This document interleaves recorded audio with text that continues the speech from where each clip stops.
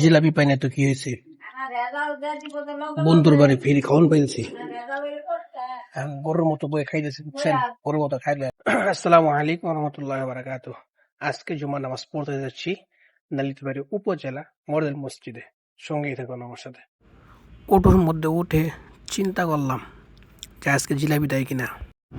জিলাপির চিন্তায় অটোতে বসে যাওয়া শুরু করে দিলাম নালিতাবাড়ি মডেল মসজিদের উদ্দেশ্যে রানীগাঁও। তো যেতে লাগলাম। মোটামুটি আজকে ভালোই গরম দিয়েছে অন্যান্য দিনের চাইতে। তো রোদের প্রখর দেখতেই পাচ্ছেন ভিডিওতে। পরবর্তীতে আরেকটা গাড়ি পাল্টানো লাগবে, সেই উদ্দেশ্যে যাচ্ছি অটো দিয়ে। তো কাছাকাছি চলে আসছে, আরেকটা গাড়ি পাল্টাবো। গাড়ি একটা চেঞ্জ করার পরে আরেকটা গাড়ি অটোতে ওঠা লাগবে।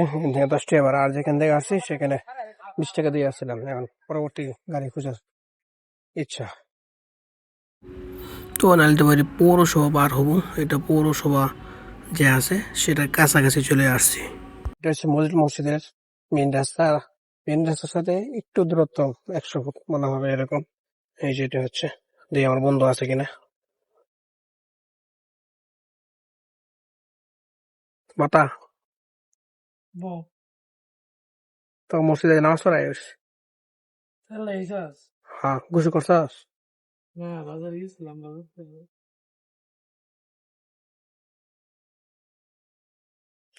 ফ্রেন্ডের সাথে গল্প শেষ করার পর মসজিদের দিকে যাচ্ছি। এই যে মডেল মসজিদ উপজেলা, প্রতিটা উপজেলা একটা করে মডেল মসজিদ আছে। যতটুকু জানি যে 574টা বাংলাদেশে মডেল মসজিদ আছে। আমাদের শহর থেকে একটু 2 কিলো ভিতরে এই মসজিদ, বা 2 কিলো বাহিরে মেন রোডের সাথে। বাট এই মসজিদের দরকার ছিল আমাদের শহরের সাথে, শহর প্রাণকেন্দ্র হিসেবে মসজিদ বলা হতো।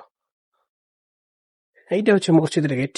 তা মসজিদের গেট দিয়ে আমি ঢুকবো, জানি না কেমন দেখাই। তো চিন্তা করেছি প্রতিটা শুক্রবার করে একটা করে মসজিদ নামাজ পড়বো। আমি আপনাদেরকে দেখাবো গ্রামের মসজিদ কেমন, গ্রামের পরিস্থিতি কেমন।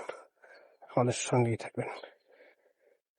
এটা হচ্ছে মসজিদের গোডাউন, এখানে গাড়ি টাড়ি রাখা হয় মূলত।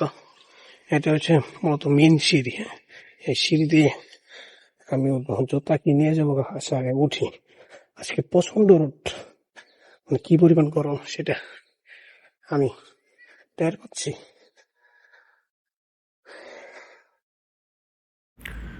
মসজিদের বারান্দার অংশ, মানে মসজিদের বাইরে যে একটা অংশ আছে মডেল মসজিদের, সেটা আমি যখন গিয়েছিলাম তখন লোকজন একদম কম ছিল। মানে একবারে মাঝান দেওয়ার সাথে সাথে আমি মসজিদে প্রবেশ করি, লোকজন ছিল না তখন। এটা হচ্ছে মসজিদে প্রবেশ করার সময়, মানে একবারে ভিতরে প্রবেশ করার সময়। এখানে সুন্দর করে দোয়া লেখা আছে আরবিতে এবং বাংলাতে, এবং অর্থ সহ দোয়া লেখা আছে। সবাই দোয়া পরে। 2 সাইডে মসজিদে উজু করার ব্যবস্থা আছে। সব কিছুই মোটামুটি আধুনিক আয়নে করানো হয়েছে। আমি যখন প্রথম প্রবেশ করি মসজিদে, তখন ইমাম সাহেব মানে বয়ান শুরু করবে এমন অবস্থায় একজন লোকজন কম ছিল, মানে এক কাতর হয় নাই। তখন আমি মসজিদে প্রবেশ করি। তো ইমাম সাহেব কথাবার্তা বলতেছিল, আমি সামনে থেকে ভিডিও করতেছিলাম।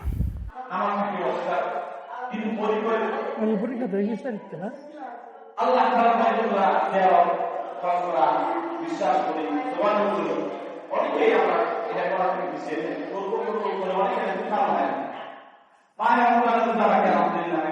আবার অনেকেই না রাখার মতো পাওয়া যায়। আবার ইসলামে আখলাক প্রতিষ্ঠা করার জন্য আল্লাহ রাসূল যে মুসলিমদের থেকে নিজেকে সরিয়ে নিয়ে এসেছেন, তাদের থেকে কিছু আশা করে নাই।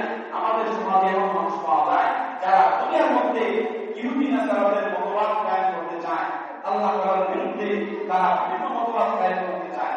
তাদের দূষণ করে, তাদের সঙ্গ দিয়ে তারা বিভিন্ন মতবাদ কায়েম করে, কিন্তু আল্লাহ রাসূলের মতবাদ, কোরআন হাদিসের মতবাদ আমরা কায়েম করতে চাই।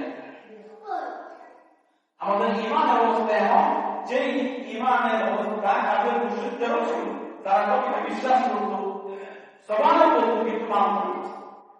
যেমন আমাদের মধ্যে অনেকেই অনেক মতাদর্শ আমল, যার যার পক্ষে দলিল আছে। কেউ ইসলাম মানে আল্লাহ রাসূলের সুন্নাতকে মাইনাস। তো নামাজের পর বাহিরে অবস্থান করলাম। তখন আমার ফ্রেন্ড আফিফ, রিফাত আরেকজন ফ্রেন্ড আছে মিতা, তারা ছিল। তো সবাই একটু দেখলাম যে ছবি তুলে নিয়ে ব্যস্ত, ছবি তুলতেছিল। মানে মডেল মসজিদ তো সবাই একটু ছবি তুলে, তা আমিও ফ্রেন্ডের ছবি টবি তুলে দিলাম। আমিও ছিলাম এর মধ্যে। ফ্রেন্ডের বাসায় আসলাম, আফিউর বাসায়, এবং তার আম্মা খাবার দিয়ে দিল আমাদেরকে, এবং খাওয়ার জন্য আমি ব্যস্ত হয়ে পড়লাম। জিলাপি পাই না তো কি হয়েছে, বন্ধুর বাড়ি ফিরি খাওয়ান পাইছি, গরুর মতো বয়ে খাইতেছি, বুঝছেন, গরুর মতো খাইলে